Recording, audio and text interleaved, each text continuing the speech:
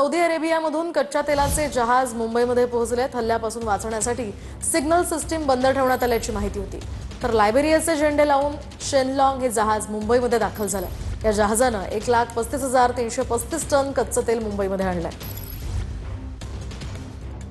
Iran इस्रायलच्या युद्धजन्य परिस्थितीमध्ये भारतामध्ये पहिलं कच्चं तेल घेऊन सौदी आहे ते आता मुंबईच्या समुद्र किनाऱ्यामध्ये पोहोचलेलं आहे आणि पुढच्या बाजूला आपण पाहतोय जे शेनलॉंग नावाचं जहाज आहे ते 1,35,000 मेट्रिक टन इतकं कच्चं तेल घेऊन म्हणजे क्रूड ऑइल घेऊन हे मुंबईमध्ये सुरक्षितपणे पोहोचलेलं आहे। खरं तर भारताची कॅप्टन्सी असलेलं हे जहाज या समुद्र मार्गातून आणणं हे एक अत्यंत मोठं आव्हान होतं आणि ते भारतानं सुरक्षितपणे पेललेलं आहे आणि अखेर आता आपण पाहतोय की एक मोठं अवाढव्य असं दिसणारं जहाज हे मुंबईच्या समुद्र किनारपट्टीमध्ये पोहोचलेलं आहे। इथून या जहाजामध्ये असणारं जे क्रूड ऑइल आहे म्हणजे कच्चं तेल आहे ते माहुलच्या रिफायनरीमध्ये पाठवलं जाईल आणि तिथून पुढे वेगवेगळ्या भागामध्ये त्याचा पुरवठा जो आहे तो केला जाईल। मात्र आता या जहाजाची जवळून दृश्य आपण पाहतोय। जहाजावरती शेनलॉंग असं जे काही नाव आहे ते सुद्धा आपल्याला स्पष्टपणे पाहायला मिळतं आणि खरं तर जो समुद्र मार्ग होता या जहाजाचा तिथून जी काही जहाजं येत होती ती सुरक्षितपणे आणणं हे अत्यंत एक मोठं आव्हान होतं, कारण युद्धजन्य परिस्थितीमध्ये जहाजांवरती सुद्धा मोठ्या प्रमाणामध्ये हल्ले होत होते आणि अशा वेळेला